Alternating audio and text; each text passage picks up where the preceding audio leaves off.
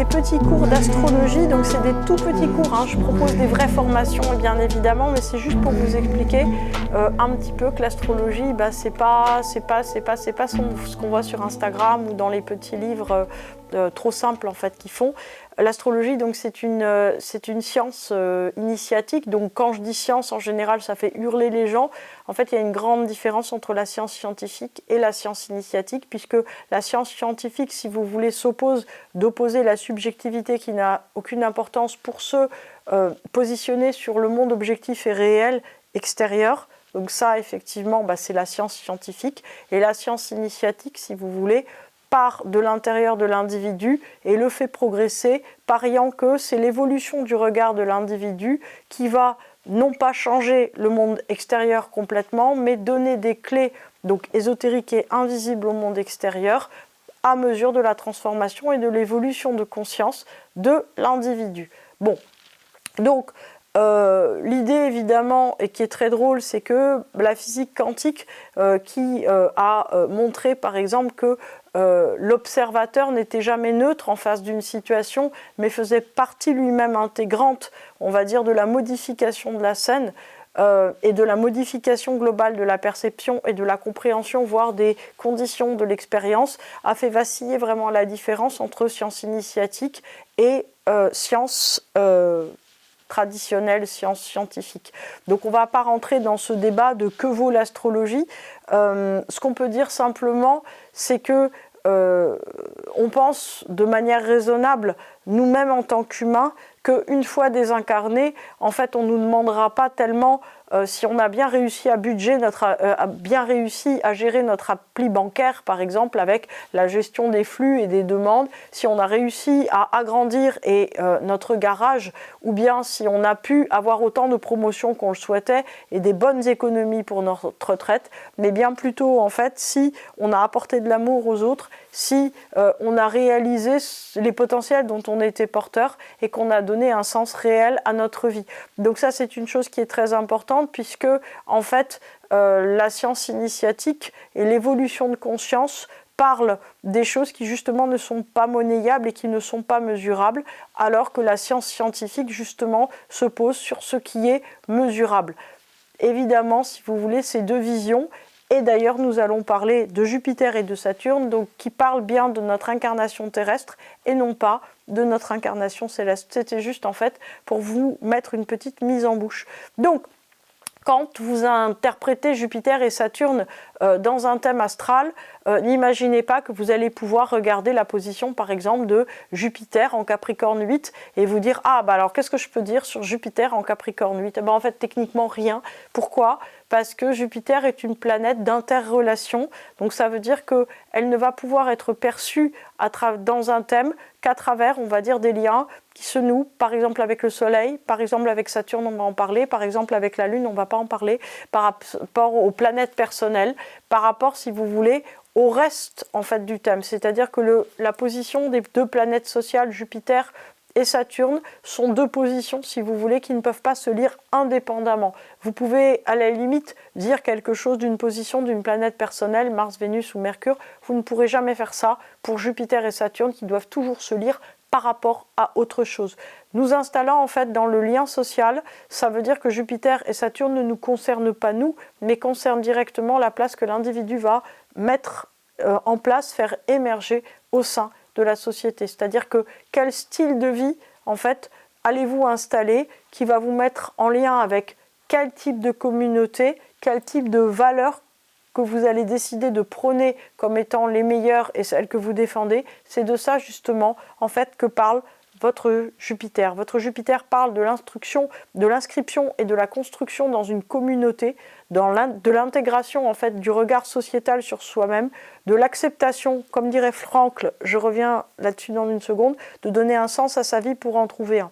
Je vous rappelle Viktor Frankl, donc, qui a été dans les camps de concentration et qui en est revenu donc, pour notre plus grande joie et qui a pu en fait écrire un certain nombre de pages très importantes qui ont révolutionné l'approche de la psychologie.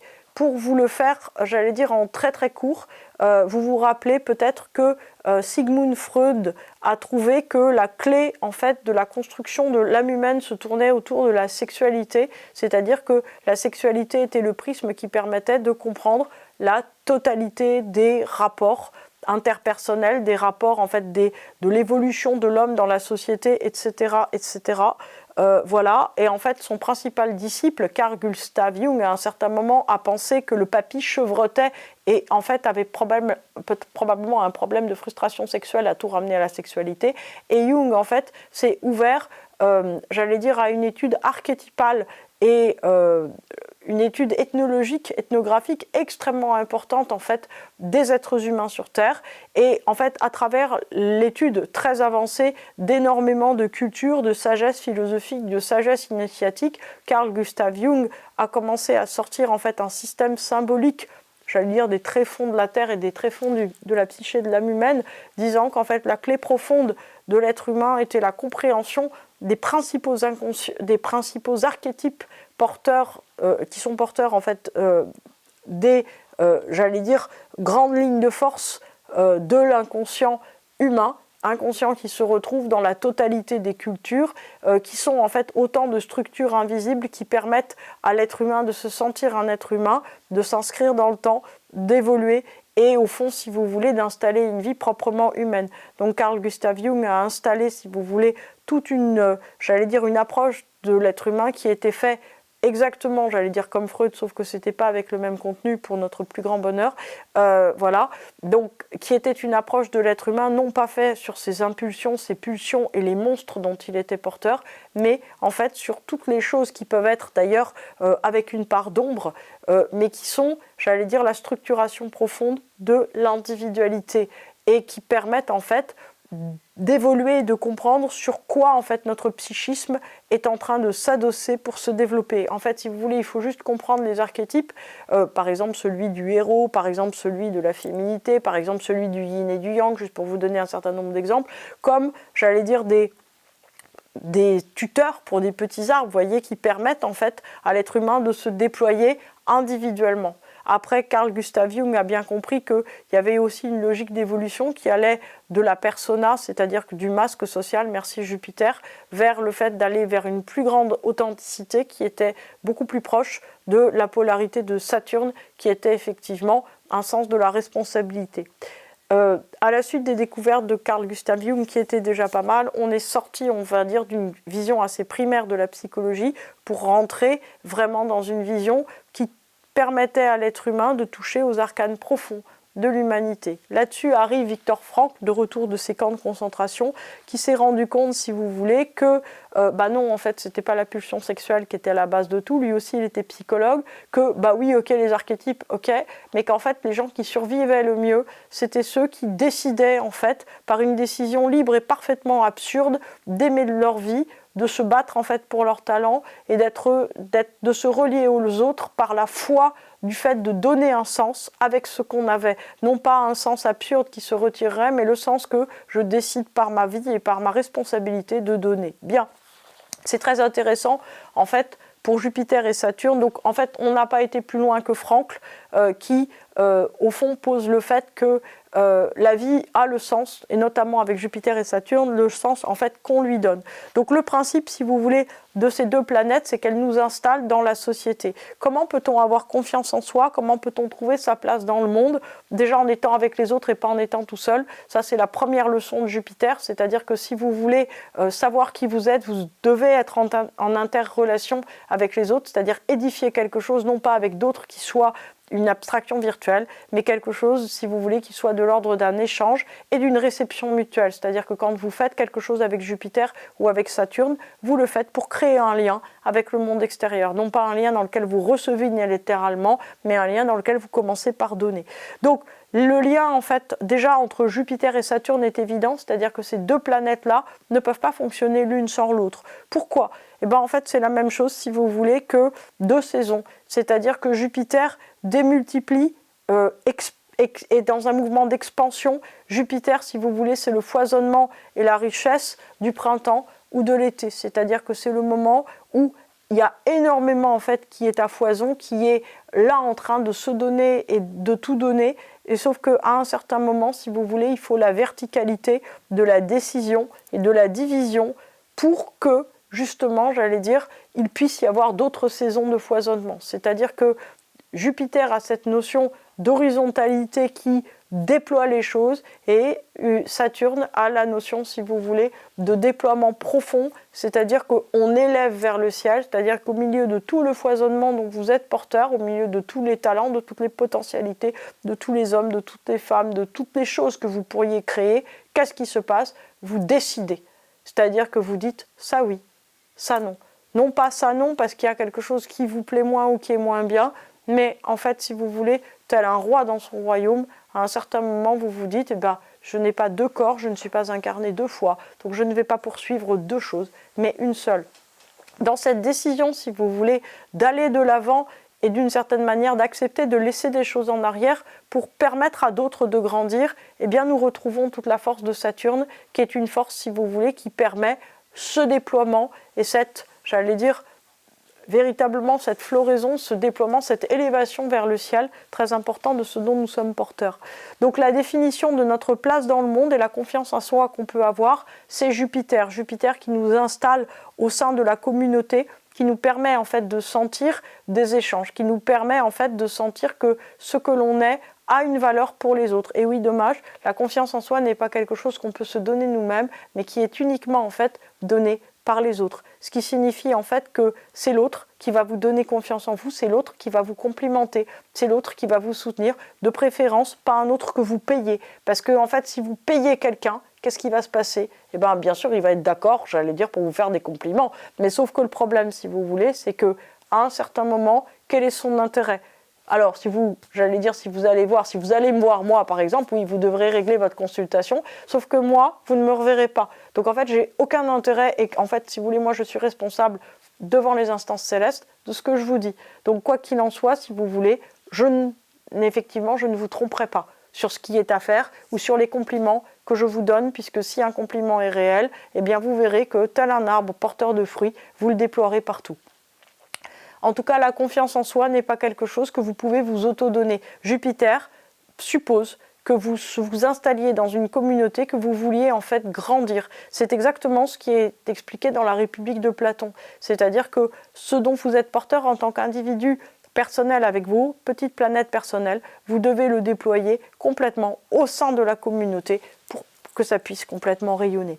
Donc Jupiter est connu pour être le grand bénéfique, le grand démultiplicateur. Il est connu aussi pour être celui qui est porteur de la potion de la chance. En vérité, Jupiter, il a, si vous voulez, à mon avis, une vision très positive de l'existence. C'est-à-dire qu'en fait, le principe de Jupiter, c'est la confiance, voire la foi, en quelque chose de plus grand que nous, qui nous fait dire, tel élément, en fait, ne me plaît pas, mais en fait, il va s'intégrer à l'intérieur de quelque chose et tel le grain de sable à l'intérieur de l'huître, peut-être fera-t-il une perle. Quoi qu'il en soit, les difficultés sont prises avec une foi et une confiance, non pas que nous donnons notre propre sens, mais le fait que chaque élément étant à sa place, les choses trouveront sa place a priori, à mesure aussi que nous n'essaierons pas de les mettre de force à une place. Donc, Jupiter, si vous voulez, a une capacité de manifestation, d'affirmation et d'englobement qui est très important. Je pense personnellement que Jupiter a une excellente agence de com. Je ne sais pas qui fait sa com, mais franchement c'est super, puisqu'il est connu pour être le grand bénéfique. Alors, d'un point de vue astrologique, au risque de vous décevoir, je vous annonce que démultiplier les choses peut être quelque chose d'extrêmement néfaste. C'est-à-dire qu'on voit bien que certaines maladies, subissent une multiplication ou une démultiplication qui est tout à fait néfaste. Et en fait, la chose qui est très importante, c'est de savoir ce que vous voulez multiplier. C'est-à-dire que plus vous voudrez multiplier quelque chose qui, à un certain moment, va vous envahir, plus ça sera compliqué. Vous voyez, par exemple, moi j'ai une bibliothèque qui compte énormément d'ouvrages. Peut-être que je ne sais pas, chez moi, j'ai peut-être 10 000, 15 000 livres, je ne les ai pas comptés, mais j'en ai énormément. À n'importe quel moment, vous pouvez me dire, mais qu'est-ce qu'il y a dans ce livre? Dans ce livre, je suis capable de vous dire quel est son contenu. Je suis capable de vous dire quand est-ce que je l'ai lu, une fois, 2 fois ou 3 fois, ce que j'en ai retenu, l'idée principale. Si ce livre est encore dans ma bibliothèque, c'est que je juge en fait qu'il a une valeur, qu'il peut être donné, que je peux être amené à un moment à le reconsulter. En tout cas pour moi, le contenu il est vivant. J'ai créé un lien avec ce livre et c'est pour ça que ce livre il est dans ma bibliothèque. En fait, voilà, Jupiter indique que toute démultiplication que vous avez dans votre vie peut être néfaste si vous ne vous engagez pas. Si vous vous engagez, par exemple, à apporter un intérêt, à savoir exactement à quoi servent les gens ou les choses, à ce moment-là, ça ne peut pas tourner mal. C'est une chose très importante. Saturne, de son côté, à quoi sert-il? C'est une manifestation, si vous voulez, dans un premier temps, qui est celle d'un rétrécissement, d'un choix en fonction d'une direction. Alors nous sommes dans une société où nous n'aimons pas tellement faire des choix, puisque si vous voulez, un choix paraît toujours rébarbatif, puisqu'il s'agit de laisser une des branches de l'alternative en arrière. C'est sûr, tout choix est douloureux. En fait, le problème, si vous voulez, c'est que sur Terre, avec l'incarnation, nous n'avons pas grand choix que de faire des choix. C'est-à-dire que si nous ne faisons aucun choix, à un certain moment, il nous arrive rien. Puisque, si vous voulez, en fait, toute direction suppose un choix, suppose des arbitrages et suppose de trancher des choses.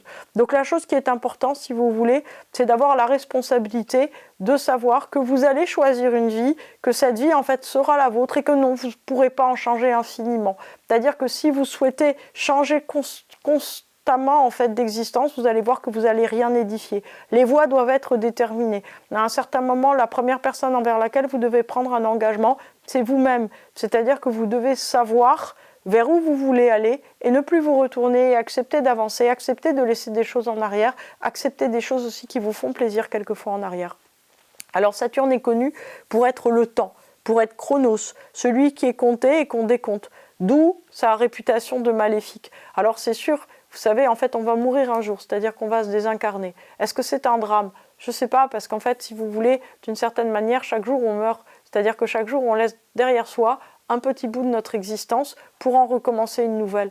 Donc en fait, la question, si vous voulez, c'est que le temps, qui est connu pour être ce grand maléfique, puisque le temps, on ne l'attrape pas. Ce que je suis en train de vous raconter aujourd'hui, demain, d'une certaine façon, ne sera plus la même. Donc c'est impossible, d'une certaine façon, d'arrêter quelque chose dont on n'est pas maître. En fait, l'être humain n'aime pas ne pas être maître de quelque chose. Donc malgré, j'allais dire, toutes les potions magiques, vous voyez, qui font retarder le vieillissement et qui remplissent nos rayons de supermarché ou les cliniques de luxe parisiennes, il faut savoir quelque chose, c'est qu'on n'arrête pas le cours du temps. Et que quoi qu'il en soit, nous devrons, d'une certaine manière, quitter la Terre. Donc en fait, Saturne nous dit, nous sommes bornés, nous sommes incarnés, nous restons là un certain temps. Qu'est-ce que vous allez faire de ce temps? C'est la question qui pose. Donc en fait, si cette question vous stresse, c'est très important en fait de vous confronter à cette question et de vous y confronter à l'aide de quoi? À l'aide des matériaux laissés par Jupiter. C'est-à-dire que Jupiter permet le foisonnement. S'il n'y a pas de foisonnement, l'élagage sera douloureux. Donc il faut permettre, si vous voulez, ce foisonnement pour que l'élagage soit le moins douloureux possible. Le sentiment enfin d'écrasement et de culpabilité à l'origine de la réputation de Saturne vient beaucoup, à mon avis, de notre société. Notre société qui n'aime pas les choix, notre société qui aime que tout soit possible à chaque moment. Ce qui est évident, c'est que à 60 ans, vous avez un squelette qui n'est pas le même qu'à 20 ans. À 20 ans, vous avez l'ensemble des possibles, mais en fait, vous n'avez pas encore la sagesse de vous diriger. La question, si vous voulez, c'est qu'à un certain moment, il faut simplement accepter que chaque âge de la vie soit porteur de quelque chose et que cette chose, en fait, soit unique et ça soit le moment de le vivre et pas un autre. Donc, en fait, respectez chaque âge de la vie et vous apprécierez énormément votre Saturne. Est-ce que j'ai le temps de faire encore un exemple? Je demande, en fait. Oui, j'ai le temps de faire encore un exemple. Alors, je vais vous faire juste un petit exemple. Alors évidemment, ce ne sont que des toutes petites introductions. Si vous appreniez l'astrologie avec moi, vous en auriez beaucoup, beaucoup plus en termes de renseignements. Alors, on va juste essayer de faire la différence entre un Jupiter et un Saturne. Concrètement, un Jupiter, par exemple, en Poisson 3 et un Saturne en Poisson 3. Donc, si on a un Jupiter en Poisson 3, ça veut dire que la personne, elle doit se déployer affectivement, humainement, énormément dans le monde. C'est-à-dire qu'en fait, il doit y avoir un principe d'exploration et de développement absolument radical. Alors je vous rappelle que les maisons sont des domaines d'expérience complètement concrets alors que les signes sont les matériaux d'expérience. Donc ça veut dire que la personne doit avoir une ouverture du cœur, doit avoir en fait une absence de discernement, c'est-à-dire qu'elle doit absolument tout accepter, être complètement ouverte aux choses et laisser venir à elle complètement ce qu'il y a. Donc c'est une position qui est à la base assez généreuse. Et en maison 3, ça veut dire que cette ouverture doit se faire particulièrement par rapport à la sphère humaine, mais aussi à l'ouverture de la curiosité totale de l'existence. Saturne en Poisson 3 indique un but de vie. Ça veut dire que ça indique que l'ouverture du cœur devient en fait un but, devient quelque chose qui doit être atteint. Donc ce qui veut dire qu'en début d'existence, la personne, elle a un cœur qui est parfaitement fermé. D'ailleurs, c'est pour ça que vous avez cette position de Saturne en Poisson. D'ailleurs, au passage, que la personne va être amenée à rencontrer beaucoup de gens qui ont une grande ouverture de cœur et qui vont la mettre grandement mal à l'aise. En maison 3, ça veut dire qu'il va y avoir énormément de heurts en fait, relationnels dus à la fermeture de cœur de la personne et que fondamentalement l'édification, la responsabilité, les choix qui doivent être faits pour cette personne devront l'être en fonction, si vous voulez, de cette ouverture de cœur qui est demandée, en fonction du fait que la personne doit apprendre à donner et non pas à recevoir, en fonction du fait que la personne doit apprendre à être un éternel débiteur quant à l'existence, et non pas quelqu'un, j'allais dire, qui se retrouve heureux relationnellement, mais quelqu'un qui doit prendre sa responsabilité par rapport aux autres en se demandant, j'allais dire, ce qu'elle peut ou ce qu'il peut leur apporter. Maintenant, prenons un Saturne en Capricorne 10 et un Jupiter en Capricorne 10. Saturne en Capricorne 10, ça veut dire que la personne doit véritablement se déployer énormément dans la sphère professionnelle et doit vouloir réaliser quelque chose professionnellement. Donc là encore, des heurts en début de vie sont tout à fait possibles. Je vous rappelle que Saturne est une planète, en fait, si vous voulez, qui ouvre vers le temps, qui ouvre vers la construction du temps et qui prend son temps. C'est-à-dire que c'est très très rare de mettre la main, on va dire, sur son Saturne avant l'âge fatidique de 42 ans, qui est, je vous le rappelle, le demi-cycle d'Uranus. Mais si on veut parler saturnien et encore plus déprimant, il faut savoir qu'un cycle de Saturne compte 28 ans et demi à peu près dans un thème. Donc ça veut dire que 29 fois 2, c'est presque 30 fois 2. Ça veut dire qu'avant 56-57 ans, vous ne serez pas dans votre Saturne. Ça veut dire que vous aurez énormément de mal à avoir conscience de ce que vous aviez à réaliser et de ce que vous aviez profondément à édifier. Donc ce Saturne en Capricorne 10 est un Saturne qui met en place, si vous voulez, les conditions d'une œuvre, d'un chef-d'œuvre de vie, d'une édification profonde, et que c'est un projet de vie qui va mettre énormément de temps à se mettre en place et qui est un projet qui va durcir à mesure la personne, qui devra devenir de plus en plus détachée par rapport au monde et par rapport aux autres, et qui devra effectivement se mettre de plus en plus dans la logique d'un monde complètement objectif. À côté de ça, Jupiter en Capricorne 10 est simplement une position qui vous invite à faire carrière dans le monde extérieur en déployant particulièrement votre affirmation de vous-même. J'ai un moustique qui me vole devant, c'est très difficile de se concentrer. Donc, à partir de là, si vous voulez, on voit très bien, donc c'est juste des petites notes, on peut dire énormément de choses. Vous voyez, Jupiter en Capricorne 10, ça indique qu'une personne, en fait, elle doit vouloir un cadre marital assez classique et en fait édifier une communauté de vie, vous voyez, qui ressemble à une famille, à quelque chose d'assez, j'allais dire, traditionnel, dans lequel, d'une certaine manière, elle ne s'intègre pas trop, mais joue un rôle de matriarche ou de patriarche.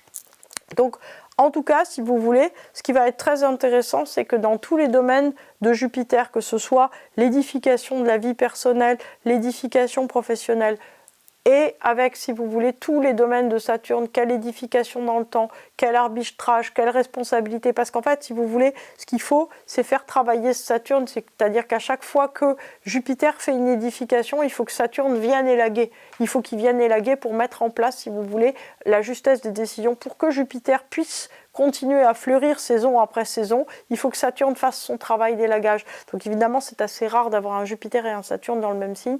Donc c'est vrai que ça peut arriver, mais ça veut dire, si vous voulez, que ce travail d'élagage, je vais tuer mon moustique, merci, vous m'avez porté chance, il est mort.